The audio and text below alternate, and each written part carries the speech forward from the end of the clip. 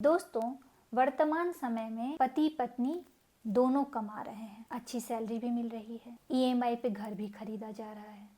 2 BHK, 3 BHK, 4 BHK, 5 BHK, कोई सीमा नहीं है। बड़ी बड़ी गाड़ियां हैं, टेस्ला, ऑडी, मतलब हर तरह की सुख सुविधाएं हैं आज के जीवन में। लेकिन मन की शांति कहीं खो गई है, मन अशांत रहता है क्योंकि हम सिर्फ पैसा कमाने के पीछे भाग रहे हैं, है ना?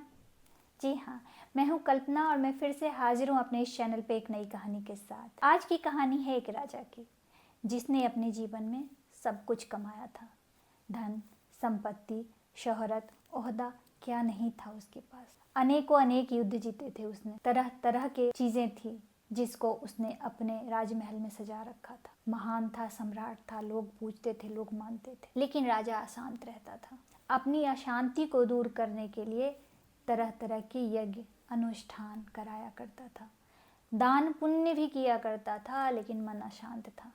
राजा ने अपने पूरे जीवन में राजकाज के अलावा और किसी चीज पर ध्यान नहीं दिया, क्योंकि बाकी चीज करने के लिए नौकर चाकर जो थे, उसे वो सब चीजें करने की जरूरत ही नहीं थी। तो राजा बस कहाँ युद्ध करना है, कहाँ जीतना है, कहाँ क्या करना है, इन्हीं सब चीजों में उलझा रहता था और मन भी अशांत रहता था। एक समय में उस राज्य में एक बौद्ध भिक्षु का आगमन हुआ। राजा ने लोगों से सुना कि वो बौद्ध भिक्षु बड़े ही सधे हुए हैं और उनका प्रवचन जो है मन को बड़ा शांत करता है। तो राजा ने उन बौद्ध भिक्षु को अपने राजमहल में आमंत्रित किया। बौद्ध भिक्षु आए तो राजा उनसे मिला और अपने मन की व्यथा कही। कहा, महात्म्य, मैंने अपने जीवन में सब कुछ कमाया है, हर चीज है मेरे पास, मैं आज सम्राट हूँ, मैं जो चाहूँ मैं कर सकता हूँ, लेकिन फिर भी मेरा मन अशांत रहता है, मैं क्या करूँ? बौद्ध भिक्षु ने कहा, महाराज, आपने पूरे जीवन में इतनी संपदा कमाई है, सम्मान कमाया है, सब कुछ पाया है आपने, लेकिन राजकाज से उठ के आपने कभी मानवता की ओर देखा है? प्रजा की आंखों में देखा है? अपने निजी कर्मचारियों को देखा है कि उन्हें क्या चाहिए, क्यों चाहिए, किस लिए चाहिए? राजा ने कहा, नहीं, ये सब करने के लिए तो पर्याप्त नौकर चाकर है। तो बौद्ध भिक्षु ने कहा, महाराज, मैं आपको सिर्फ एक बात कहना चाहूंगा, आप कुछ दिन करके देखिए, शायद आपको शांति मिले। आप अपने राज्य में, आप अपने राजमहल में हर छोटी गतिविधि पे ध्यान दीजिए। कौन क्या कर रहा है इसे जानने की कोशिश कीजिए। जो वो कर रहा है वो क्यों कर रहा है, उसके चेहरे के भाव पढ़िए, उसकी जरूरतें क्या हैं, उसकी मंशा क्या है, वो क्या चाहता है। हर छोटी चीज पर आप ध्यान दीजिए। 1-2 दिन आप ऐसा करके देखिए, फिर मुझसे बात कीजिए। राजा ने कहा, ठीक है। अगले दिन राजा अपने कमरे में बैठ के किसी बात के बारे में सोच रहा था। तभी उसके कमरे में सफाई कर्मचारी आए और अपना काम करने लगे। राजा ने उन पर ध्यान नहीं दिया, अपनी चिंता में खोया था। तभी राजा को बौद्ध भिक्षु की कही हुई बात याद आई और राजा ने उस कर्मचारी को ध्यान से देखना शुरू किया। बाकी कर्मचारी अपना अपना काम ठीक से कर रहे थे। उनमें से एक कर्मचारी जो था, काम तो ईमानदारी से कर रहा था, पर ऐसा लग रहा था कि उसका चेहरा असंतुष्ट है, उसके आंखों में कोई दर्द है। ऐसा लग रहा था कि वो कहीं खोया है, गुमसुम है, परेशान है। राजा ने उसे अपने पास बुलाया और पूछा, क्या बात है, तुम इतने परेशान क्यों हो, कोई बात है? कर्मचारी ने कहा, महाराज, ऐसी कोई तो बात नहीं है। राजा ने देखा उसकी आंखें राजा से झूठ बोल रही हैं। राजा ने उसके चेहरे के भाव पढ़े और फिर से पूछा, जो भी है मुझे सत्य बता सकते हो? मैं कोई राजा नहीं, अभी एक सामान्य आदमी बन के तुमसे पूछ रहा हूँ। तब उसने कहा, महाराज, मेरे घर में मेरे माता पिता हैं, मेरे भाई बहन हैं, मेरी पत्नी है, मेरे बच्चे हैं और कमाने वाला मैं एक ही हूँ। मुझे जो तनख्वाह मिलती है उससे मेरे घर का भरण पोषण नहीं होता है। आधा अधूरा जिंदगी हम जी रहे हैं। मुझे समझ में नहीं आ रहा है कि मैं क्या करूं, मैं परिवार की खुशियां कहाँ से लाऊं। इसीलिए थोड़ी परेशानी चल रही है, इसलिए मन थोड़ा दुखी है। राजा ने सोचा कि मैंने जीवन में इतना सब कमाया है और जो मेरा कर्मचारी है, मेरे राजमहल में काम कर रहा है, उसके घर में आधी अधूरी जिंदगी सब जी रहे हैं, आधा पेट खा के सो रहे हैं। ये कैसा न्याय है? ये तो गलत है। राजा ने कहा, तुम चिंता मत करो, आज से मैं तुम सारे सफाई कर्मचारियों का तनख्वाह है वो बढ़ाता हूँ। सुन के बहुत खुश हुए सारे कर्मचारी और सबने राजा को आभार प्रकट किया और वहां से चले गए। राजा को लगा जीवन में इतना सब कुछ कमाया, इतनी खुशी कभी नहीं मिली जितना आज उसे मिला था। राजा प्रसन्न था। अगले दिन सुबह राजा अपने बागीचे में सैर के लिए निकला तो राजा ने देखा एक मालन घास काट रही है, फूलों की क्यारियां बना रही है। तो राजा ने उसका चेहरा ध्यान से देखना शुरू किया।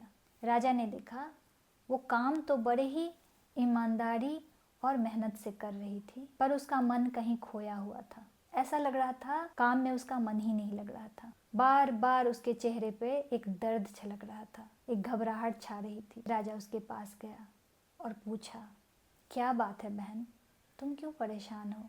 कोई दिक्कत है तो मुझे बता सकती हो। तो वो औरत बोली, महाराज, मेरा पति आपके ही खेतों में काम करता है और मैं यहाँ आपके बागीचे में मालन का काम करती हूँ। मेरी एक छोटी सी बेटी है जो 2 दिन से बीमार है। मैं यहाँ काम करने आई तो वो घर में अकेली होगी, बीमार है, जिसकी वजह से मेरा ध्यान उस पर जा रहा है, मेरा मन काम करने में नहीं लग रहा है। राजा ने कहा, तो फिर तुम छुट्टी लेके बैठ जाती घर पे, काम करने क्यों आए? तो उस मालिन ने कहा, महाराज, मैं आपके महल में रोज के दरमाहा पे नौकरी करती हूँ, मतलब रोज का रोज पैसा मिलता है। अगर मैं एक दिन नहीं आऊँगी तो उस दिन का पैसा कट हो जाएगा ना, और इस महीने खर्चे भी बढ़ गए हैं क्योंकि वो बीमार है, उसकी दवाइयाँ चल रही हैं। तो अगर मैं एक दिन नहीं आऊँगी और मेरा पैसा कट हो जाएगा तो मैं कैसे चलाऊँगी? ये सुन के राजा का मन बहुत दुखी हुआ और राजा ने कहा, तुम जाओ, अपनी बेटी की देखभाल करो,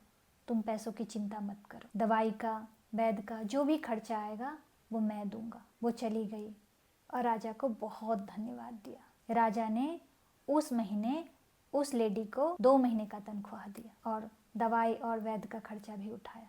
आज राजा का मन बड़ा शांत था, बहुत खुशी अनुभव हो रहा था। राजा अपने दरबार में शाम को बैठे हुए थे। उन बौद्ध भिक्षु का आना हुआ और आते ही उन्होंने पूछा, राजन, मैंने जो कहा था आपने वो किया क्या? राजा ने कहा, हाँ महात्म्य, जो आपने कहा था मैंने वैसे ही किया। तो उन्होंने पूछा, फिर आप कैसा महसूस कर रहे हैं? राजा ने कहा, पूर्णतः तो नहीं, लेकिन थोड़ी शांति मिल रही है, सुकून मिल रहा है, मन खुश हो रहा है। बौद्ध भिक्षु ने कहा, बस आपको शांति की राह मिल गई है, शांति का मार्ग मिल गया है, अब आप इस पर चलना शुरू कर दें, कभी इससे ना भटकें, ये आपको जीवन में आपकी मंजिल तक पहुंचाएगा। ऐसा कह के वो बौद्ध भिक्षु वहाँ से चले गए और राजा अपने प्रजा के प्रति बहुत ही जिम्मेदार हो गया। तो इस कहानी से एक ही शिक्षा मिलती है कि एक राजा तभी खुश रह सकता है जब उसकी प्रजा खुश हो।